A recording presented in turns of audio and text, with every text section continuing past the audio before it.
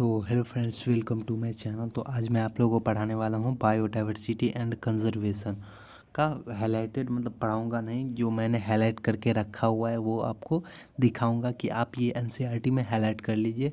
Exam time में आपको ये देख कर यदि चले जाते हैं तो इस चैप्टर का क्वेश्चन नहीं छूटेगा। तो ठीक है, चलिए हम स्टार्ट करते हैं।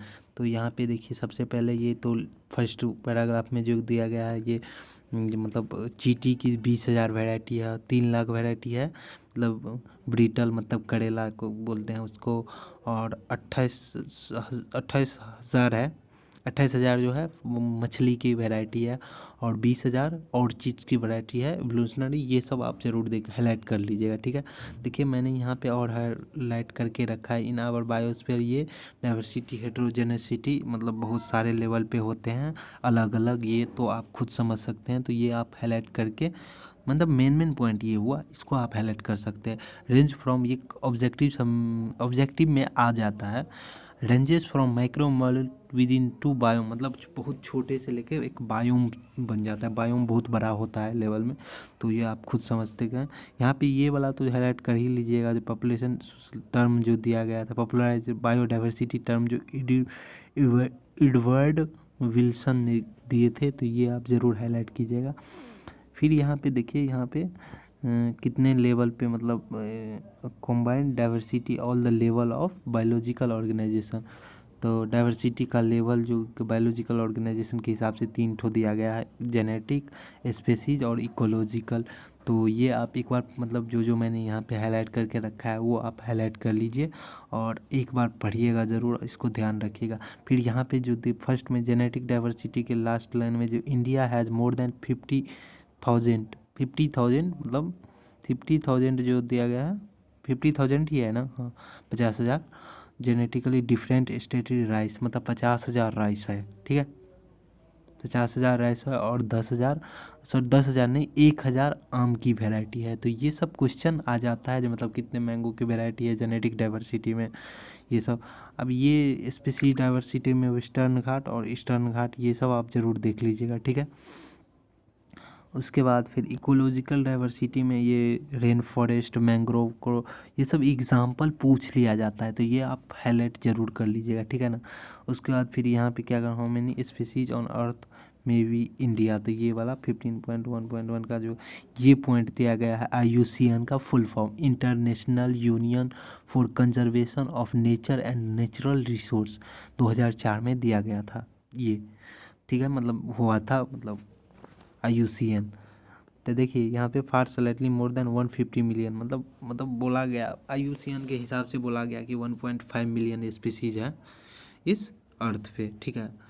उसके बाद फिर यहाँ पे जो स्पीसीज वेटिंग, बहुत सारा स्पीसीज जो है वो डिस्कवर के लिए बहुत सारा वेटिंग में है अभी, तो ये सब लिखा हुआ है, आप इसको हाईलाइट ज़रूर कीजिएगा।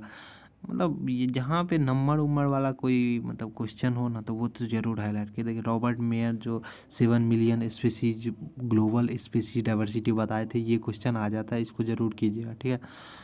उसके बाद फिर यहाँ पे देख लीजिए, all species recorded animal well plant including algae fungi, मतलब ये सब, ये जो bryophyte, gymnosperm, angiosperm comprise no more than 22%, ये सब ज़रूर आप हाईलाइट कर लीजिएगा, ये सब पूछ दिया जाता है डायरेक्टली। और यहाँ पे 70% टोटल, ये सब आपको पढ़ सकते हैं। तो इसको हाईलाइट, मैं तो हाईलाइट करवा रहा हूँ, मैं पढ़ा थोड़ी ना रहा हूँ, मैं दिखा रहा हूँ कहाँ से क्वेश्चन आते हैं, ये इम्पोर्टेंट। उसके बाद फिर यहाँ पे दिया गया है ये वाला, तो ज़रूर एक बार देखिएगा, इसमें से मतलब क्वेश्चन आते ही आते हैं। इनवर्टिब्रेट, वर्टिब्रेट और प्लांट, यदि आपका इसका डायग्राम नहीं आएगा तो आपको कंपेयर करने बता देगा कि किसका सबसे ज़्यादा वैरायटी है इनवर्टिब्रेट में। इनवर्टिब्रेट में ये आप देख रहे होंगे स्क्रीन पे, इंसेक्ट का है, वर्टिब्रेट में सबसे ज़्यादा मछली का है। उसके बाद फिर यहाँ पे ये प्लांट व्लांट में तो एनजीओ सब, फंगी या जिम्नोस्पर्म, ये सब आप देख सकते हैं, खुद से भी समझ सकते हैं।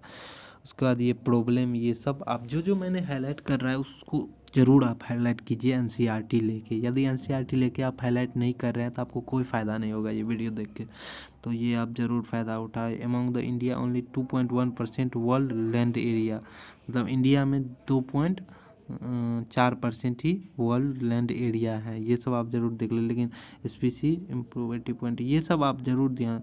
12 mega diversity country world, India जो है वो 12 मेगा डाइवर्सिटी कंट्री है। तो ये सब ज़रूर आप हाईलाइट कर लीजिएगा। और ये जो दिखाया गया है 1 लाख है, 1 लाख प्लांट और 3 लाख एनिमल स्पीसीज, ये सब आप ज़रूर इसको हाईलाइट कर सकते हैं।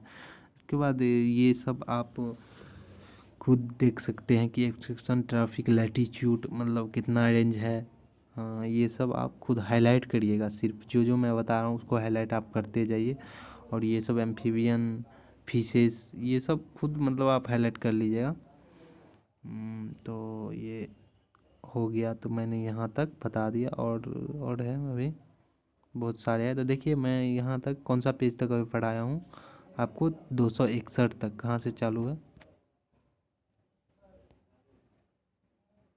259 से चालू, 258 से चालू है ना? हाँ, 258 से चालू है और 61 तक कराया हूँ। 61 तक हाईलाइट आपके रिवीजन करिए। उसके बाद मैं सेकेंड पार्ट ज़रूर लाऊंगा, वो भी आप रिवीजन कर सकते हैं। तो थैंक यू, मिलते हैं फिर अगली वीडियो में।